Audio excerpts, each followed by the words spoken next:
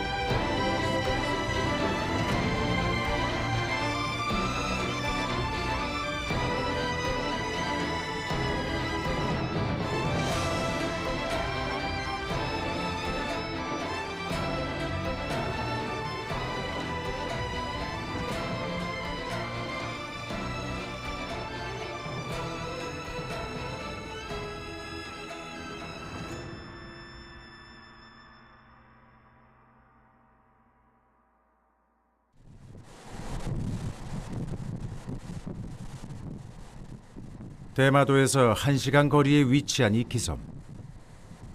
이 작은 섬에서 우리는 초조대장경이 일본으로 오게 된 답을 찾고자 합니다.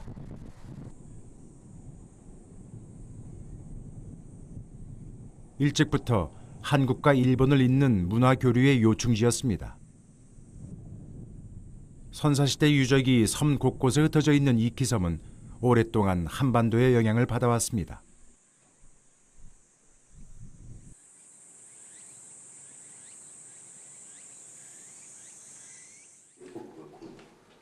이키 박물관에는 섬의 여러 지역에서 발굴된 꽤 많은 양의 유물이 전시돼 있습니다.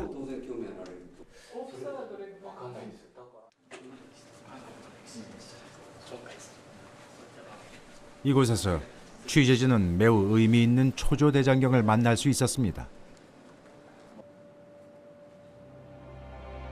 다른 초조대장경과는 달리 간행 시기와 제작자가 정확하게 명시돼 있었습니다.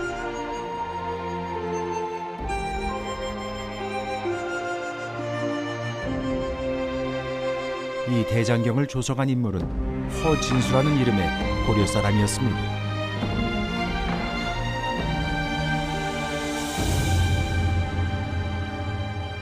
본말에 간행의 시기와 그리고 이 발원의 시기가 적혀 있는 허진수의 발문이 있는 것이 특징입니다. 거기 발문을 잠깐 보면 보살 계제자 남선부주 고려국의 김해부의 호장 예원사 허진수가 나라의 안녕과 그리고 국가의 전쟁이 없기를 바라고 그리고 친족들이 복을 받고 그리고 돌아가신 부모님 그리고 법계의 여러 중생들이 무상도를 이루게 해달라는 원으로 600권의 반야경을 공양한다는 내용으로 되어 있습니다. 허진수는 지금의 경상남도 김해에서 호장과 예원사라는 직책을 겸했던 고려의 관리였습니다. 그는 김해 서백사에서 자신이 간행한 대반야경 600권을 부처에게 바쳤습니다.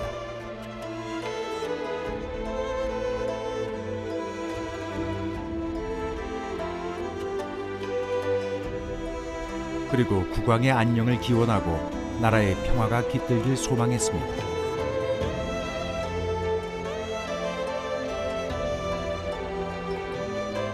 어머니의 무병장수와 돌아가신 아버지의 명복도 빌었습니다.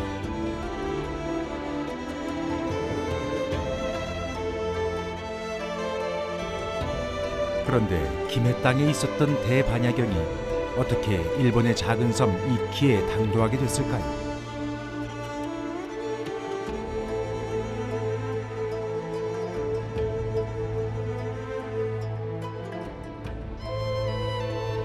우리는 허진수의 발원문을 통해 그 이동 경로를 추적할 수 있었습니다. 김해에서 간행된 대반야경은 바닷길을 따라 일본으로 건너갔습니다. 이끼섬에 있는 그 대반야경은 이 일본의 그 무로마치 시대 때에 본토에서 옮겨온 것입니다. 그렇다면은 본토에 어느 정도 초조대장경의 한질이 남아있던 것이 이 대반야경은 대장경에서 가장 중요한 부분으로 전체를 상징할 수도 있습니다. 그래서 하나가 어떤 상징적인 의미로 안국사로 안치되고, 또 허진수의 발원문에는 이 경전을 읽었다는 담광과 도림이라는 인물이 등장하는데 이들을 통해서 대반야경의 이동 시기도 추정해 볼 수 있습니다.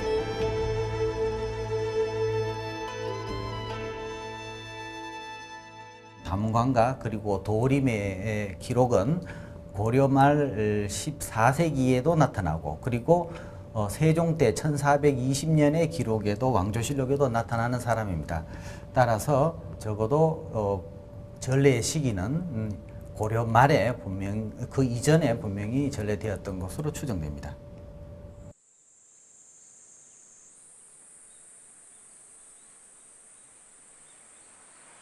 안국사는 이키섬 내륙에 위치한 오래된 사찰입니다.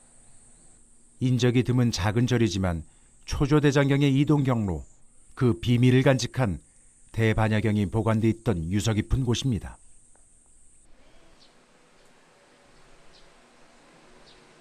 고려시대 김해에서 건너온 대반야경은 모두 600권, 이 중 338권이 이키섬으로 들어왔고 이곳 안국사에 안치됐습니다.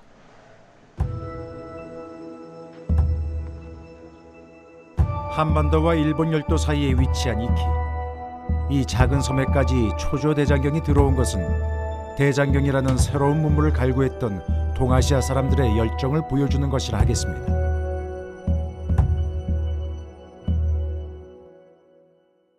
大蔵経の輸入に関しては日本の方でも長い間苦労して中国あるいは韓国に古来に行った時になんとかその大蔵経をいただきたいと、あるいはお金を出してでも買いたいということで非常に熱意を持っておりました。这个大藏经的流传，它不仅仅是佛教文化的流传，而是古代以佛教文化为依托的古代一个很大的一个文化啊。我们说百科全书式的这个文化，向在整个亚洲进行流传。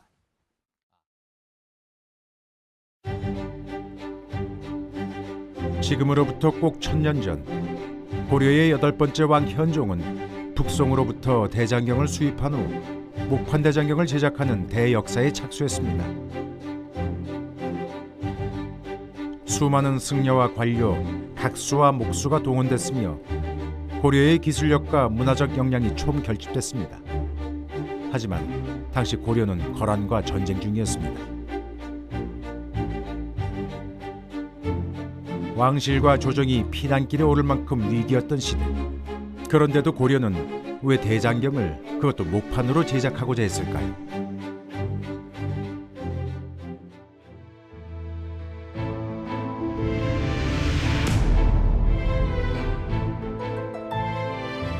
이규보의 기록에서도 알 수 있듯이 초조대장경을 발원한 이유는 거란의 침입을 불심으로 막기 위해서입니다. 이것은 가장 널리 알려진 초조대장경의 조성 이유로 이 때문에 대장경은 호국불교의 상징이 되기도 했습니다.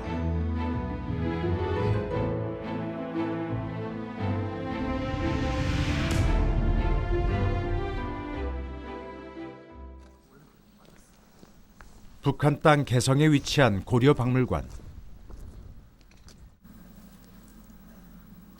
야외 전시장엔 고려의 석탑과 비석 등이 세워져 있습니다. 고려 현종이 부모를 추모하기 위해 현화사를 건립하며 세운 비석입니다. 이 비석에는 사찰의 건립 경위와 현종의 슬픈 개인사가 새겨져 있습니다. 현종왕 시기에 세워진 비석입니다. 그래서 왕의 내력과 함께 그 현종왕의 부모들, 아버지 어머니 내력이 기록되어 있고 글자 수는 2,400여자가 됩니다. 현화사비에 새긴 글을 통해 우리는 초조대장경을 조성한 또 다른 이유를 찾아볼 수 있습니다.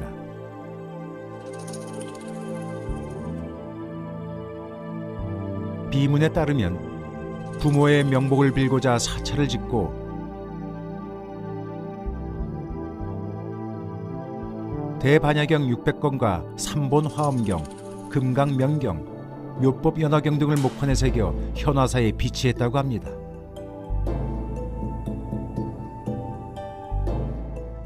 불교 장엄을 갖추는 과정에서 부처님의 말씀인 대장경판을 두어야 되겠다는 그런 추모사원의 그 장엄용이라는 그 사적인 그런 측면도 있다고 생각이 됩니다. 이것은 더 나아가서 불교를 통해서 왕권을 강화하고 현종의 그 정통성을 세우려고 하는 그 의도와도 관련이 된다고 할 수 있겠습니다.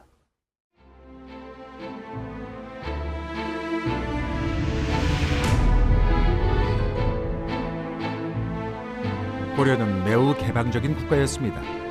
상업과 무역이 발달했고 배를 타고 먼 바다까지 나아가 중국, 인도, 아라비아까지 진출했던 해양 국가였습니다. 단아하면서도 화려한 물살, 섬세하고 세련된 공예품, 고도로 발달된 인쇄술 등 고려의 문화 역시 높은 수준에 도달해 있었고 새로운 문물에 대한 호기심도 높았으며 더 나은 외국 문물에 민감하게 반응했었습니다. 바로 이러한 문화적 기술적 저력이 우리나라 최초의 목판 대장경을 낳게 한 것입니다. 고려란 나라는요, 대단한 문명국입니다. 송나라도 인정을 했어요.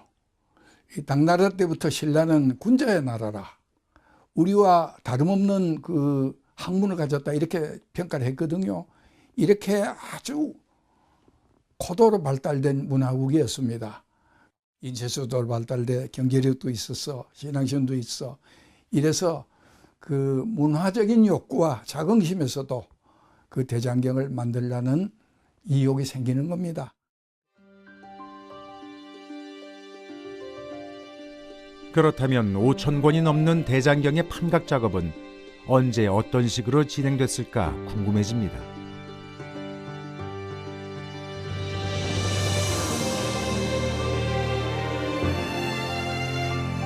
이규보의 동국이상국집에 따르면 현종 2년에 대장경 조성을 시작했는데 이때가 바로 1011년입니다.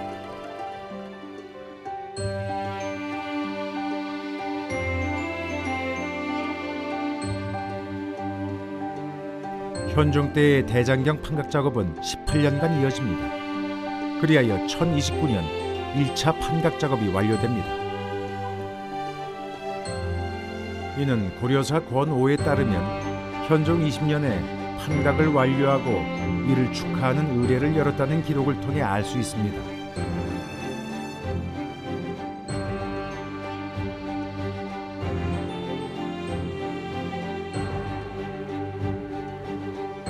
그리고 1087년 문종 때에 다시 시작했던 판각 작업이 마무리됩니다. 이를 고려사는 다음과 같이 기록하고 있습니다. 1087년에 2월, 3월, 4월 등 한 달 간격으로 개국사, 흥왕사, 귀법사에 가서 대장경 완성을 축하했다.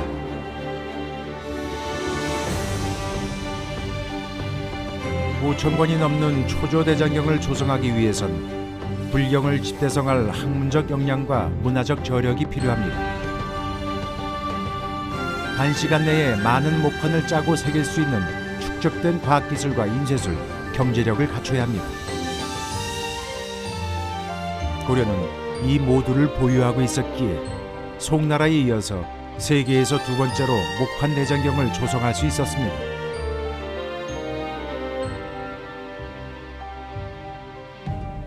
(70여 년에 걸쳐 완성된 초조 대장경은 개경 흥왕사에 봉안됐다가 대구 부인사로 옮겨지는데 그 시기는 부인사의 화재 기록을 통해 추측해 볼 수 있습니다.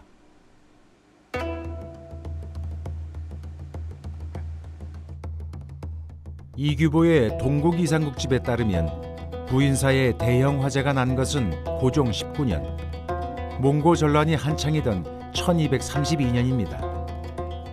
따라서 부인사에 초조 대장경이 봉안된 것은 1232년 이전의 일임을 알 수 있습니다. 그런데 여기에 기록된 부인사는 과연 대구 팔공산의 부인사인가 의문이 남습니다.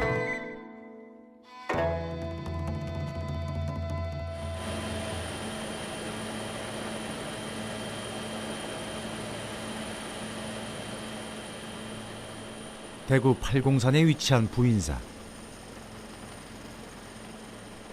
지금은 규모가 크지 않은 사찰이지만 신라 선덕여왕이 세웠다는 일화가 전해오는 천년 고찰입니다.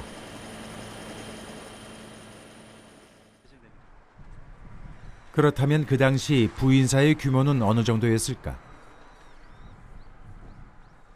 취재팀은 불교문화재연구소와 함께 지표조사를 통해 부인사의 크기와 규모를 가늠해 보기로 했습니다.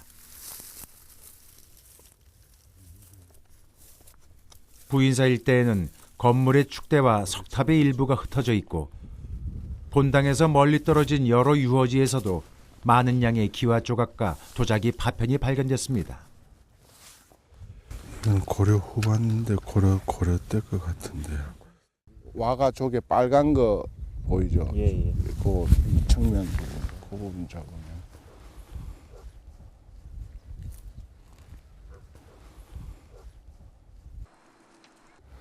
1km에서 약 한 그 40-50m 빠지는 넉넉 잡고 950m 정도가 남쪽 사이게끔 끝이라고.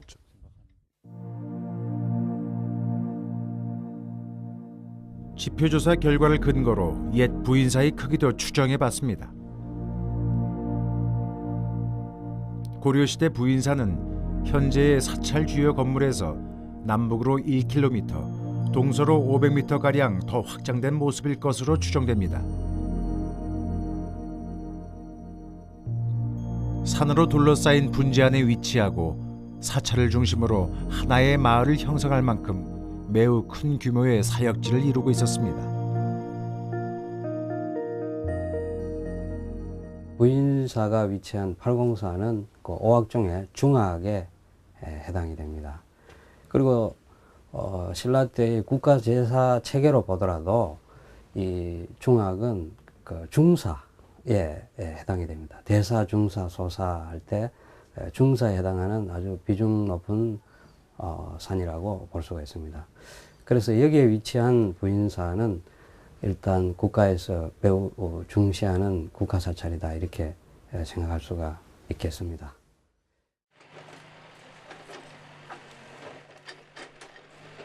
부인사가 큰 규모의 국가적인 사찰이라면 이곳에 대장경 같은 중요 기록물을 보관하던 장경각도 있지 않았을까 추측해봅니다. 이에 장경각터를 찾는 작업이 시작됐습니다.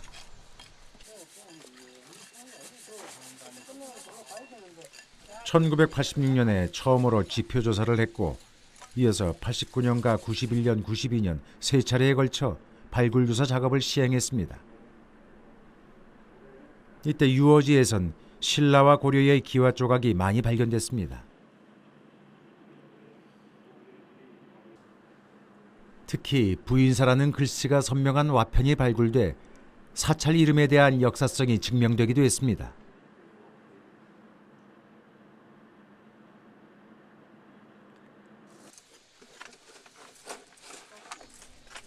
3차에 걸친 발굴에서 큰 건물의 터를 찾아냈고 이에 2011년 이 일대를 확대 발굴하는 작업이 다시 시작됐습니다.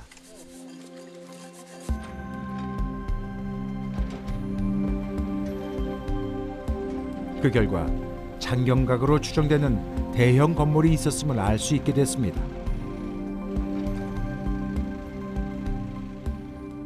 장방영상의 미음자 구조의 회랑시설 내에 정중앙부에 정면 5칸, 측면 4칸의 구조물이 확인이 되었습니다.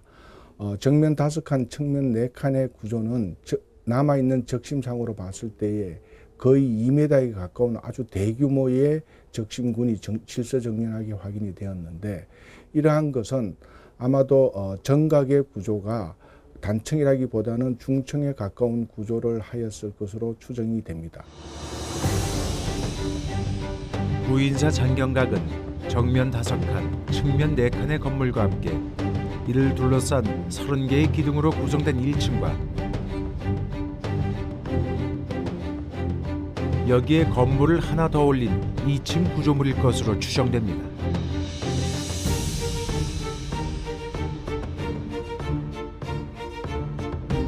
장경각 건물은 다시 대형 회랑으로 둘러싸여 있어 국가의 보물을 호위하는 형태를 띠고 있었을 것으로 생각됩니다.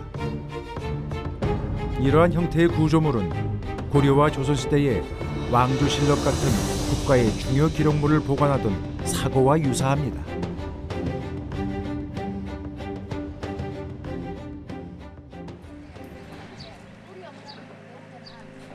부인사 유허지 발굴 과정에서 우리는 상당량의 숯을 발견할 수 있었습니다.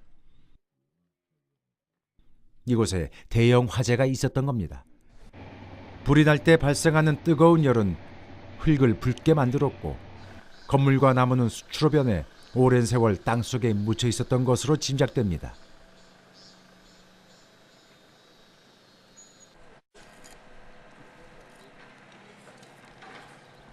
장경각이 있던 곳으로 추정되는 자리에서 제법 큰 숯이 발견됐습니다.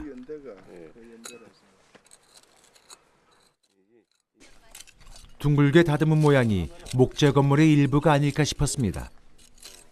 어쩌면 이것은 장경각의 한 부분일지도 모릅니다. 이에 취재팀은 유허지 3곳에서 시료를 채취한 후 목탄의 성분을 분석해서 이 나무가 어느 시대의 것인지 알아보기로 했습니다. 야, 나무다. 완전히.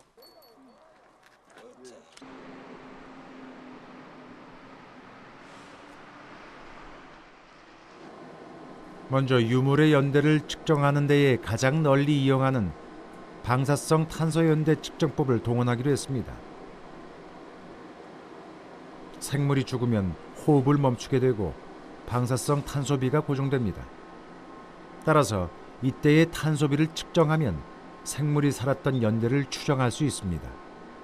탄소 측정 연대법은 이러한 과학적 원리를 응용한 것인데 부인사 유허지에서 채취한 3개의 시료를 접수해 분석한 결과 취재팀은 매우 놀라운 사실을 발견하게 됐습니다.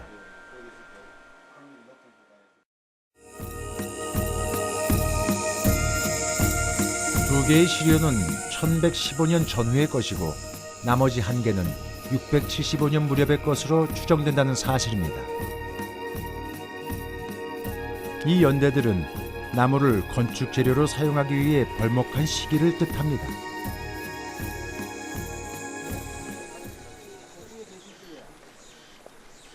이것은 다시 말해 675년 전후 통일신라 시대에 목조 건물이 이곳에 건립됐고 1115년경에 건물이 추가로 세워졌다는 것을 입증합니다. 부인사 유허지에 각기 다른 2시기에 지어진 대형 목조 건물이 있었음이 증명된 것입니다. 그런데 부인사는 1115년경 고려시대에 왜 건물을 증축했던 것일까요? 혹시 개경에서 온 초조대장경을 보관하기 위해서 더 크고 넓은 장경각이 필요했던 것은 아닐까요?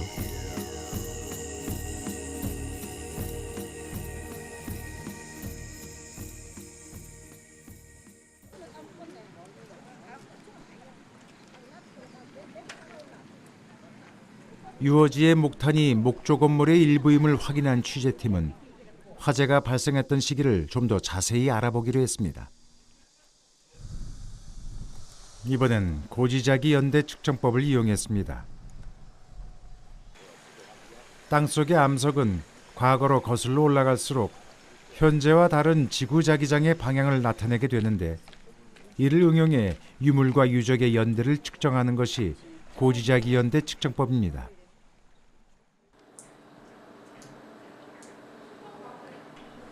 취재팀은 동양대학교 문화재 발굴 보존학과와 함께 부인사 유허지의 샘플을 분석해봤습니다.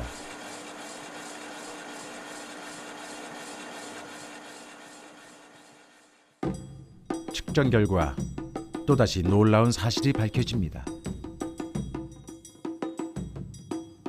1호 건물지의 측정 결과치는 1150년에서 1200년으로 나왔고 2호 건물지는 1130년에서 1210년이었습니다. 이 불탄층 상부에 대한 지자기 측정 결과 13세기경에 그 연대가 확인되는 것으로 보아서 몽고 전란 과정 중에 부인사가 대형 화재가 발생했다는 것을 추정을 할 수 있고, 이 결과 부인사는 통일신라 시대부터 있었던 건물지를 고려시대 때 다시 대장경을 보관하기 위한 시설로 변경을 하면서 부인사가 형성이 돼 있었고 몽고 전란 과정 중에 소실되어 있다는 것을 알 수가 있습니다.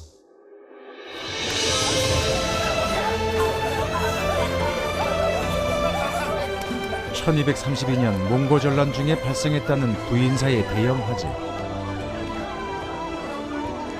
기록으로만 존재하던 사실이 이제 과학적으로 증명됐습니다.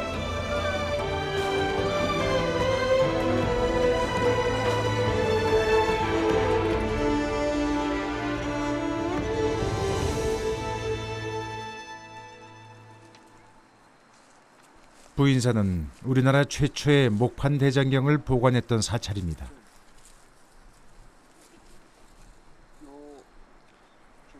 하지만 이러한 부인사의 역사는 잘 알려지지 않았습니다. 이 삼청석탑이 있었던 자리고 지금 이것이 그 삼청 하대갑석에 해당되는 그 부재입니다. 대가람의 위용을 보여주던 유물은 사라지고 유적지는 무관심 속에 폐허로 변해가고 있습니다.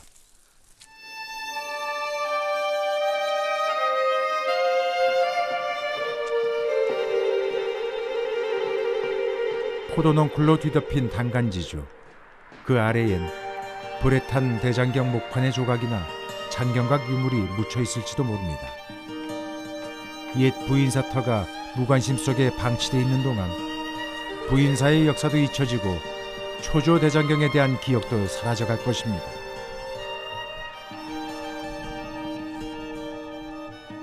부인사를 방치하는 것은 초조 대장경에 대한 무관심이라고 해도 과언이 아닙니다.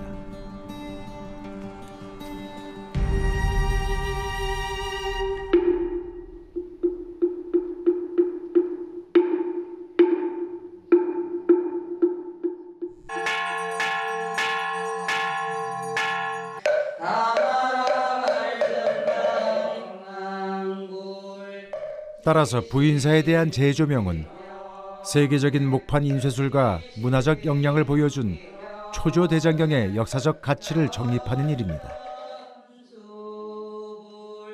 초조 대장경의 봉안처 부인사의 역사바로 세우기는 초조 대장경에 대한 연구와 역사적 자리매김의 출발점입니다.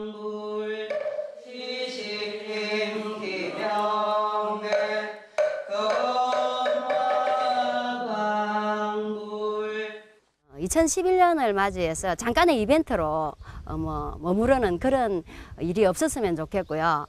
계속 부인사 역사를 찾기 위해서 2차, 3차 발굴이 이어져서 부인사의 역사가 제대로 명확하게 좀 규명되기를 바랍니다.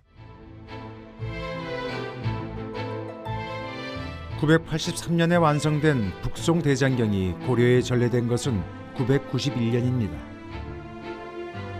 고려는 사신을 보내 대장경을 요청할 만큼 불경을 집대성한 대장경을 갖고자 애썼고, 더 나아가 스스로의 힘으로 목판 대장경을 만들고자 했습니다.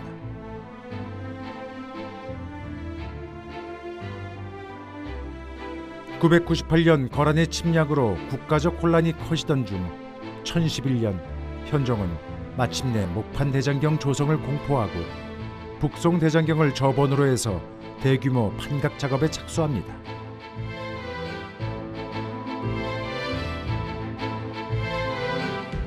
You have to remember that the material sent from the northern Sung was the total collection of Buddhist texts known at that time.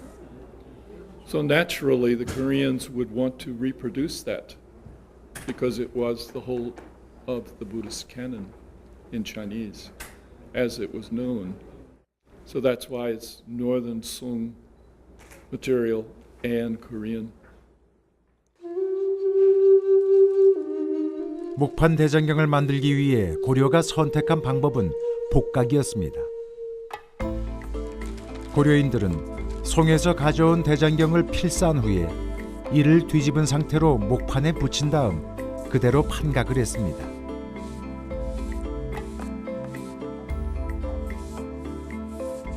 이것은 대장경의 원본을 그대로 살리기 위한 것으로, 즉 경전의 내용을 보다 정확하게 옮기기 위해서 사용된 방법입니다.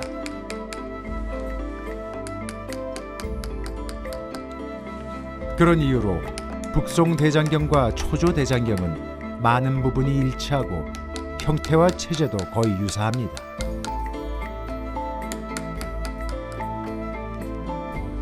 이를 북송 대장경과 초조 대장경에 공통적으로 남아있는 경전을 비교해 살펴보겠습니다.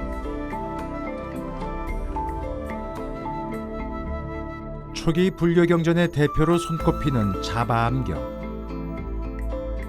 권 36장의 북송본과 초조본을 겹쳐놓고 비교해보면 두 경전이 정확하게 일치하는 것을 알 수 있습니다.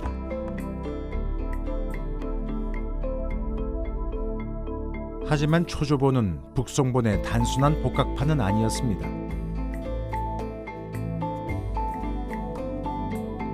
불설 성법인경 2장 12행의 경우 서로 일치하지 않은 구절이 발견되는데,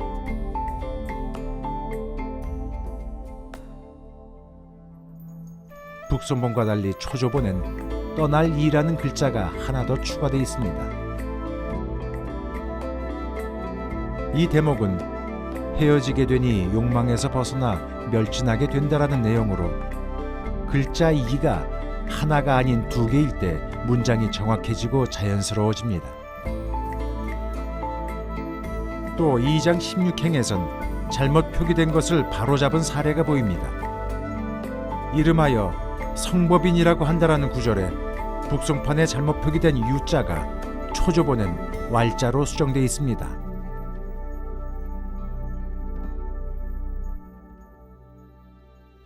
우리의 초조대장경은 북송의 계보측판대장경을 복각을 해서 간행을 하게 됩니다. 하지만 복각을 하기 전에 이미 고려에 전래되고 있던 많은 사본 불경들을 참고해서 계보측판대장경에 원래부터 있었던 그런 탈자와 오자를 완벽하게 보완 수정을 해서 복각을 하게 되는 것이죠. 그렇기 때문에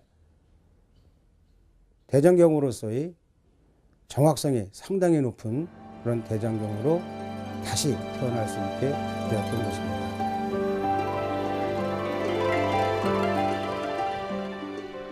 북송 대장경과 초조본의 차이점 중 또 하나는 권말에 적힌 연호입니다. 북송본은 권말에 황제의 연호인 계보를 표기했지만 고려의 초조대장경은 이를 생략하고 있습니다. 굳이 중국 황제의 연호를 우리가 표기해야 할 필요성을 느끼지 못했기 때문입니다. 이는 고려의 자주성을 엿볼 수 있는 부분입니다.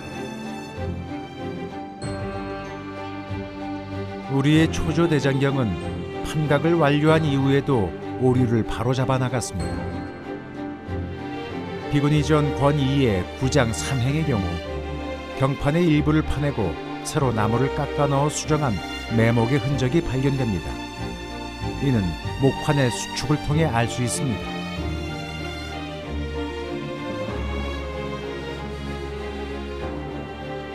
또한 불설 말라왕경 1장의 경우 일부 수정이 아닌 판 자체를 완전히 다시 제작한 흔적이 보입니다. 교토 남선사본과 국내 호림 박물관본을 비교해보면 함차의 위치가 조금 다릅니다.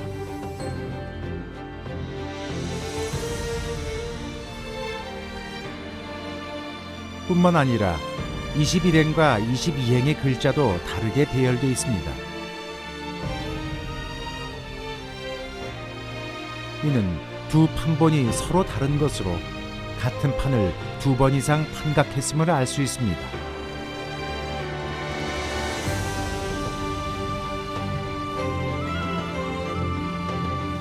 이처럼 고려인들은 판각 작업이 완료된 후에도 끊임없는 수정 작업을 통해 초조대장경의 완성도를 높여가는 치밀함을 보여주고 있습니다.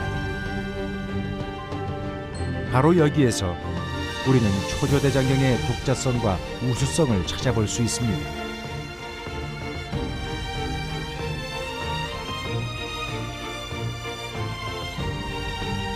초조대장경에서 또 하나 눈에 띄는 특징은 화려하고 정교한 판화가 포함되어 있다는 것입니다. 판화가 수록된 부분은 어제 비장전입니다. 어제 비장전은 북송의 태종에 의해 편찬된 일종의 불교 시편으로 오온사고 형식의 시와 그림으로 구성되어 있습니다.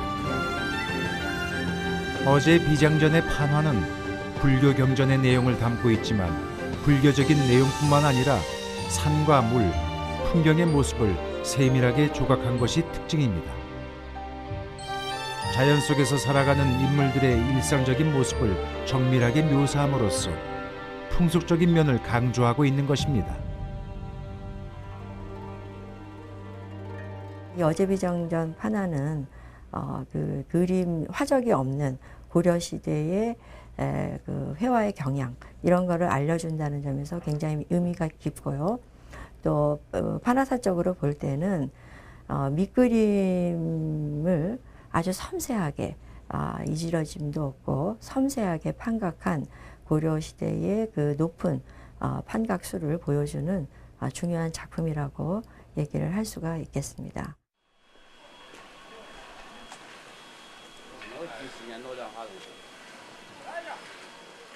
시안 근교에 위치한 흥교사. 669년에 건립된 이 사찰은 중국 불경의 역사와 인연이 깊습니다.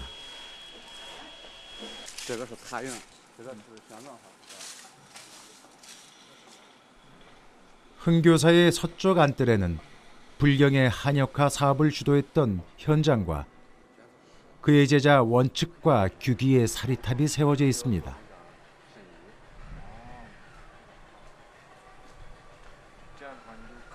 所以这个圆策法师也是其中一个非常著名的我们韩国这个高僧，所以他一直来到长安，后来根据玄奘法师从印度取经回来以后，在长安城翻译经文讲经，那么他们生前就很有这个思想联系，就很为弘扬佛法做出很大贡献。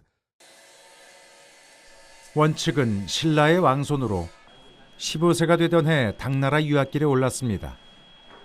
중국어와 산스크리트어에 능통했던 원측은 현장이 주도한 역경 사업에 참여하는데 그의 번역은 당나라 학자들보다 더 정확했다고 합니다. 원측의 활약은 우리 불교의 저력을 보여주고 있습니다.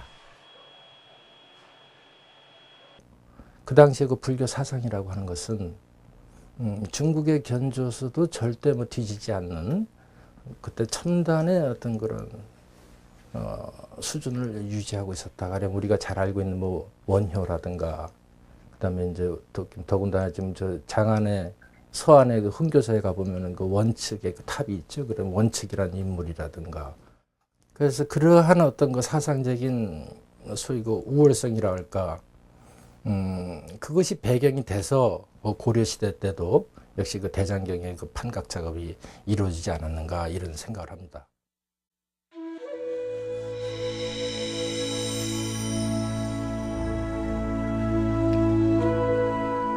초조대장경은 전쟁의 참화와 함께 역사 속으로 사라져갔습니다. 하지만 다행스럽게도 인쇄본이 국내외 곳곳에서 발견돼 목판의 복원이 가능해졌습니다.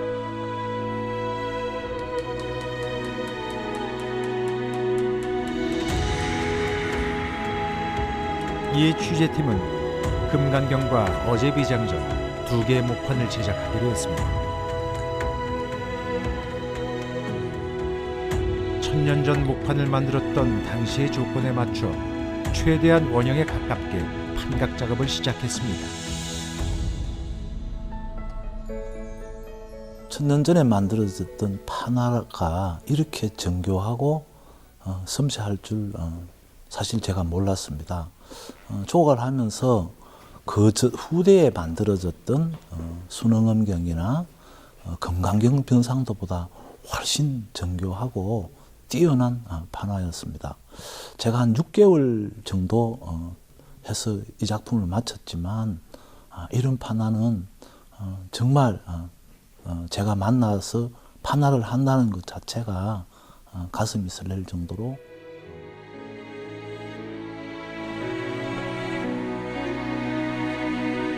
2011년 4월 천년 만에 복원된 초조대장경 목판본이 고향으로 다시 돌아왔습니다.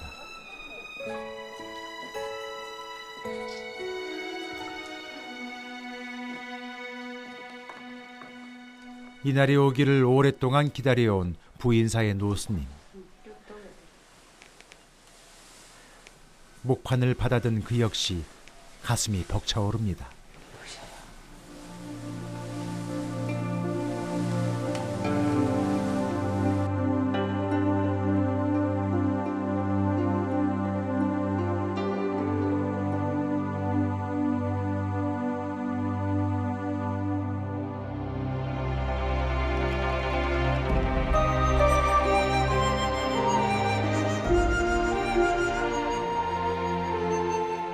복원된 목판은 부인사 경내의 전시에 대중에게 공개됐습니다. 처음으로 대면하는 고려 최초의 목판 대장경. 초조대장경의 존재조차 몰랐던 사람들도 이제 천년 전 고려인들의 지혜와 숨결을 느낄 수 있게 됐습니다.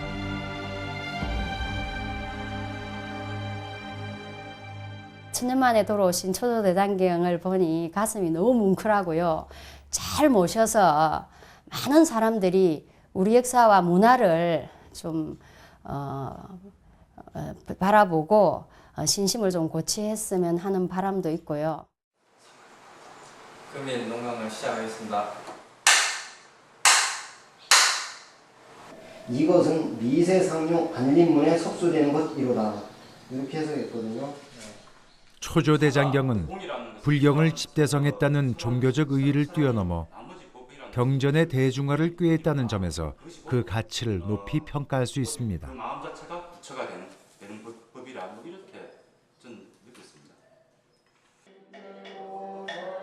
목판 인쇄를 통해 불경을 대량으로 보급해서 당대의 승려와 학자, 일반 백성뿐만 아니라 후대의 사람들도 불교 경전을 보고 익힐 수 있게 했던 것입니다.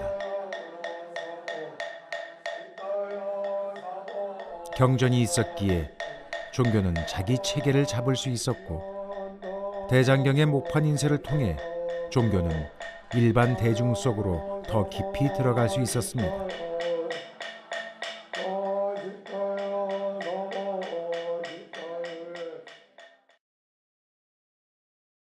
초조대장경은 세계문화유산 8만 대장경의 탄생에 결정적인 역할을 했습니다. 동양 목판 인쇄술의 우수성과 시대를 앞서가던 고려의 문화적 감지력과 기술력을 제조대장경 이전에 이미 초조대장경으로 증명해 보였던 것입니다. 고려 왕을 해동천자라고 이렇게 보고 있습니다. 그 해동천자라는 것은 이 여러 천하가 있는데 고려 나름대로의 세계의 독자적인 황제다 하는 그런 이제 의미로 해석이 됩니다. 다시 말하자면은 이런 중심 의식이 있었기 때문에 거란 대장경이든 국내 또 대장경이든 송 대장경이든지 이것을 개방적으로 다 받아들이고 이것을 또 연구해서 자기화할 수 있는 그런 역량이 나왔다고 생각이 되는 것입니다. 초조대장경 조성 이후 다시 1000년의 세월이 흘렀습니다. 1000년 전에 초조 목판본이 인쇄문화의 새로운 차원을 연 것처럼 21세기인 지금 초조대장경은 목판이 아닌 디지털 매체로 다시 태어납니다.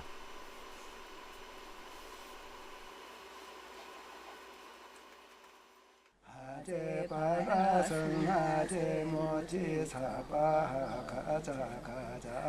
대장경의 데이터베이스화 작업은 누구나 쉽게 온라인상에서 대장경의 원본을 볼 수 있도록 하기 위해서입니다. 이로써 초조대장경은 1000년 후에도 한 시대를 대변하는 최고의 문화 콘텐츠로 남을 것입니다. 불교로 말하자면 해탈 경지, 열반의 경지로 나아가는 것을. 한역대장경이 중국에 불교가 전해지고 한 1000년 동안 시간이 걸려서 번역한 결과라서 형성된 거라. 거기에 1000년 후에 다시 우리 손으로 진짜 1000년의 그 역사 지혜를 진짜 미래의 천년으로 있는 다리의 가교 역할을 하는 거라고 생각이 될 것 같은데.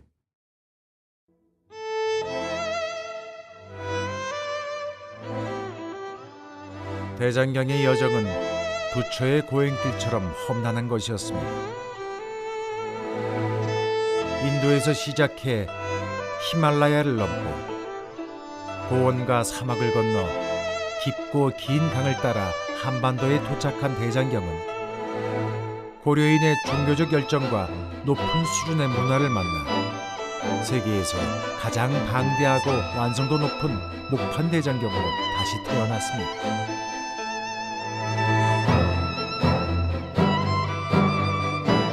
무수한 전쟁과 정치적 불화, 눈물과 비극으로 얼룩진 1000년의 시간을 뛰어넘어 우리 곁에 도착한 초조대장경. 지금이 바로 새로운 시대의 언어로 다시 새로운 1000년을 새겨 넣어야 할 때입니다.